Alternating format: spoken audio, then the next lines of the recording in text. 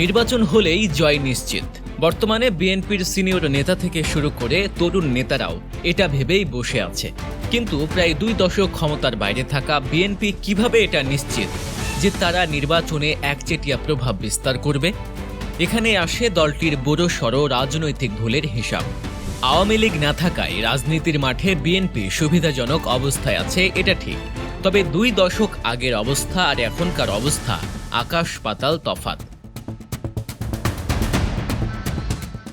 BNP জনমানুষের আবেগ, অনুভূতি ও তরুণদের ভাষা কতটা বুঝতে পারছে সে প্রশ্ন থেকে যায়। দিল্লি নয়, পিন্ডি নয়, সবার আগে বাংলাদেশ।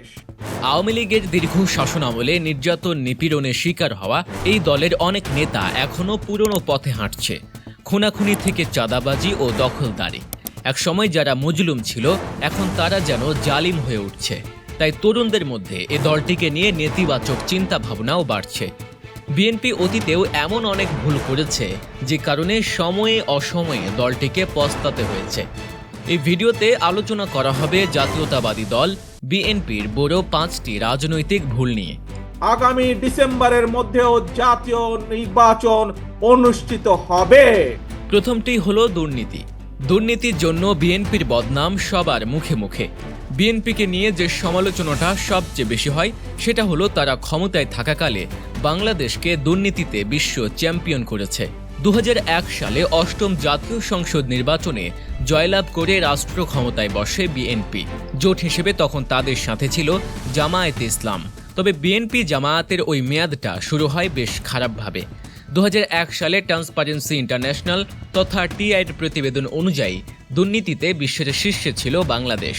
আর এটা ছিল আক্ষরিক অর্থে দেশের অর্থনীতির অশনি সংকেত। তবে শুরুতে সময় না পেলেও পরে বিএনপির সুযোগ ছিল সেই পরিস্থিতি থেকে দেশকে বের করে আনার। কিন্তু সেটা তো হয়নি, উল্টো আর্থিক অনিয়ম ছড়িয়ে পড়েছিল আরও বিস্তৃতভাবে। ফলে ধারাবাহিকভাবে পরের 4 বছরও টিআইয়ের প্রতিবেদনে দুর্নীতিতে 1 নম্বর হয় বাংলাদেশ। বিএনপির ক্ষমতার শেষ বছর অর্থাৎ 2006 সাল থেকে এই সূচকে বাংলাদেশের উন্নতি হতে থাকে। দুর্নীতির পর দলটির সবচেয়ে বড় ভুল হল বয়কট ও অতিমাত্রায় রাজপথের আন্দোলনের উপর নির্ভরশীল হওয়া। আওয়ামী লীগের সময় বিএনপির রাজনীতি শুধুমাত্র রাজপথ নির্ভর হয়ে উঠেছিল। দলটি প্রায় সব রাজনৈতিক দাবি দাওয়া বাস্তবায়নের জন্য আন্দোলনকে প্রধান কৌশল হিসেবে বেছে নিয়েছিল, যার ফলে তারা অনেক সময় সাংগঠনিক কাঠামো শক্তিশালী করা, জনগণের সাথে নিয়মিত যোগাযোগ বজায় রাখা এবং নির্বাচনী রাজনীতিতে অংশগ্রহণের মতো গুরুত্বপূর্ণ দিকগুলো উপেক্ষা করেছিল। অতিমাত্রায় রাজপথের আন্দোলনের উপর নির্ভরশীলতা একদিকে যেমন দলকে বারবার সংঘাত ও দমনপীড়নের মুখে ফেলেছে, অন্যদিকে তেমনি সাধারণ জনগণের মধ্যে বিরক্তি ও বিচ্ছিন্নতাও সৃষ্টি করেছে। রাজনৈতিক কৌশলের এই একপাক্ষিকতা দলটির দীর্ঘমেয়াদে জনভিত্তি বিস্তারের পথে বড় বাধা হয়ে দাঁড়িয়েছে। আধুনিক রাজনীতিতে শুধু রাজপথ নয়, কূটনৈতিক তৎপরতা, গণমাধ্যমে উপস্থিতি, নীতি প্রণয়নের বিকল্প ভাবনা এবং নির্বাচনী কৌশলও সমান গুরুত্বপূর্ণ, যা বিএনপি পুরোপুরি কাজে লাগাতে পারেনি। এছাড়া কিছু হলেই দলটি বয়কটের ডাক দিত। আওয়ামী লীগের সময় 3টি নির্বাচনে বিএনপি ভালোভাবে চাপ সৃষ্টি করতে পারেনি। ফলে আওয়ামী লীগ নিজেদের মতো করে নির্বাচন সাজিয়েছে। 2টি নির্বাচনে তো বিএনপি সরাসরি ভোট বয়কটে ডাকি দিয়েছিল, যা আওয়ামী লীগকে আরও শক্তিশালী করেছিল, বিএনপিকে করেছিল দুর্বল। বিএনপির 3 নম্বর ভুলটা ভূরাজনৈতিক ব্যর্থতা ও জামায়াত জোট। বাংলাদেশের রাজনীতিতে বিএনপি একসময় ছিল ক্ষমতাসীন প্রধান শক্তি, কিন্তু সময়ের ব্যবধানে দলটি শুধু জনসমর্থন নয়, আন্তর্জাতিক কূটনৈতিক পরিসরেও পিছিয়ে পড়েছে। বিশেষত ভূরাজনৈতিক দৃষ্টিকোণ থেকে তাদের অবস্থান চলে যায় তলানিতে। একদিকে আওয়ামী লীগ ভারত, চীন, রাশিয়া ও পশ্চিমা শক্তিগুলোর সাথে ভারসাম্যপূর্ণ কূটনীতি রক্ষা করে চলছিল, অন্যদিকে বিএনপি বেশিরভাগ সময় শুধু বিচারের দাবি ও নির্বাচন কমিশনের নিরপেক্ষতা নিয়ে বক্তৃতায় সীমাবদ্ধ থেকেছিল, যা আন্তর্জাতিক মহলে খুব বেশি প্রভাব ফেলেনি। বর্তমানে বৈশ্বিক প্রেক্ষাপটে কেবলমাত্র অভ্যন্তরীণ রাজনীতি নয়, বরং আন্তর্জাতিক সম্পর্ক ও বিশ্বাসযোগ্যতাও একটি রাজনৈতিক দলের শক্তি হিসেবে বিবেচিত হয়, যেটা গড়ে তুলতে বিএনপি ব্যর্থ হয়েছে। এই ভূ রাজনৈতিক ব্যর্থতার পেছনে একটি বড় কারণ হল জামায়াত ইসলামী সহ মৌলবাদী দলগুলোর সঙ্গে বিএনপির পুরনো ও বিতর্কিত জোট। জামায়াতের 1971 সালের ভূমিকা ও যুদ্ধাপরাধের দায় আন্তর্জাতিক মহলে ব্যাপকভাবে সমালোচিত। এ ধরনের একটি দলের সঙ্গে জোটবদ্ধ থাকা বিএনপির জন্য শুধু দেশীয় নয়, আন্তর্জাতিক মহলেও নেতিবাচক বার্তা দিয়েছে। যুক্তরাষ্ট্র, ইউরোপীয় ইউনিয়ন বা জাতিসংঘের মতো শক্তিধর মহল ধর্মীয় উগ্রবাদ বা মানবাধিকার লঙ্ঘনের অভিযোগে সংশ্লিষ্ট রাজনৈতিক দলগুলোর সঙ্গে দূরত্ব বজায় রাখে। ফলে বিএনপির গ্রহণযোগ্যতা সেখানে অনেকাংশে হ্রাস পেয়েছে। বিএনপি বর্তমানে যে রাজনৈতিক অচল অবস্থার মধ্য দিয়ে যাচ্ছে তার অন্যতম আরেকটি কারণ হচ্ছে দলটির নেতৃত্ব সংকট ও পরিবারতন্ত্রের প্রভাব।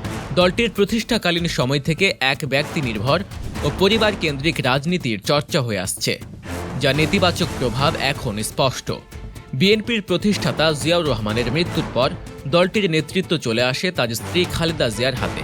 এরপর খালেদা জিয়ার অসুস্থতা এবং দীর্ঘমেয়াদী অনুপস্থিতিতে কার্যত দলের নেতৃত্ব চলে যায় তার পুত্র তারেক রহমানের হাতে, যিনি বর্তমানে লন্ডনে নির্বাসিত জীবনযাপন করছেন। একদিকে দেশে অনুপস্থিত নেতৃত্ব, অন্যদিকে দলের যোগ্য ও গ্রহণযোগ্য বিকল্প নেতৃত্বের অভাব। এই দুইয়ের কারণে বিএনপি নেতৃত্ব শূন্যতায় ভুগছে।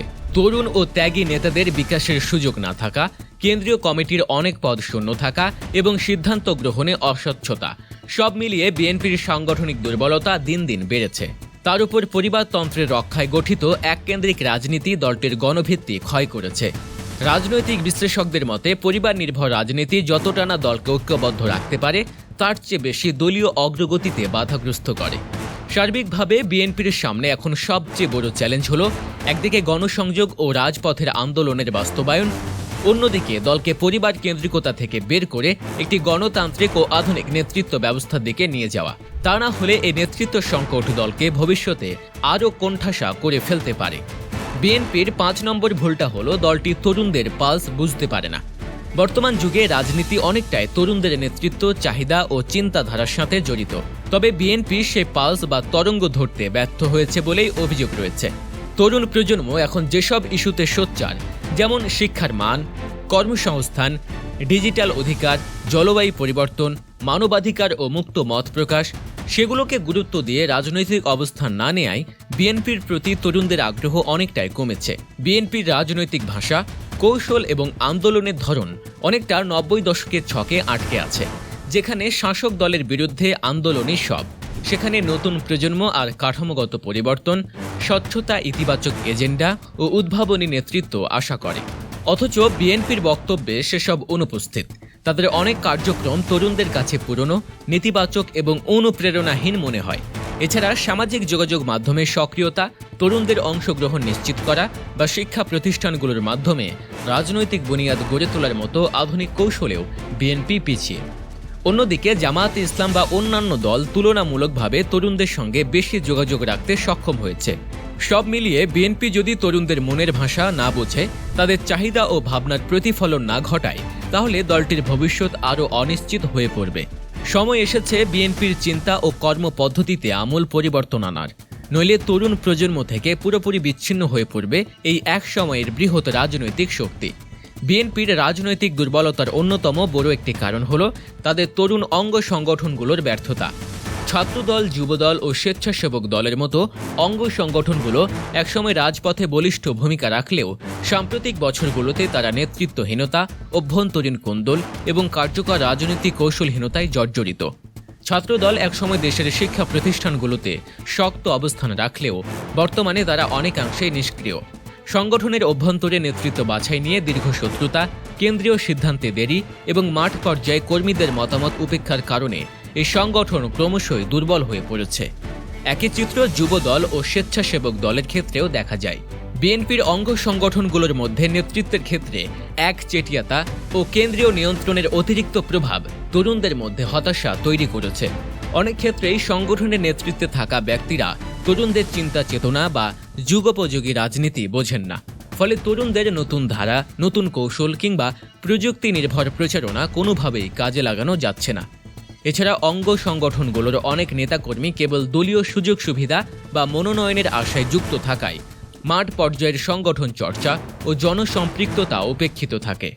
ফলে তারা জনগণের সঙ্গে সংযোগ হারিয়ে ফেলছে, বিশেষ করে শিক্ষিত ও সচেতন তরুণদের সঙ্গে।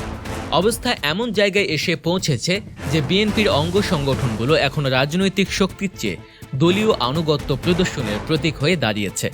মাঠে রাজনীতি, জনসম্পৃক্ততা কিংবা নতুন কর্মী তৈরি, সব ক্ষেত্রেই তাদের অবদান আজ প্রশ্নবিদ্ধ। এই বাস্তবতায় বিএনপির জন্য জরুরি হয়ে পড়েছে অঙ্গ সংগঠনগুলোকে ঢেলে সাজানো, ত্যাগী ও মেধাবী তরুণদের সুযোগ দেয়া এবং মাঠে সক্রিয় রাজনৈতিক ভূমিকার মাধ্যমে দলকে নতুন প্রাণ দেয়া। না হলে নেতৃত্ব যেমন সংকটে পড়বে, তেমনি বিএনপির ভবিষ্যতও অন্ধকার হয়ে উঠবে।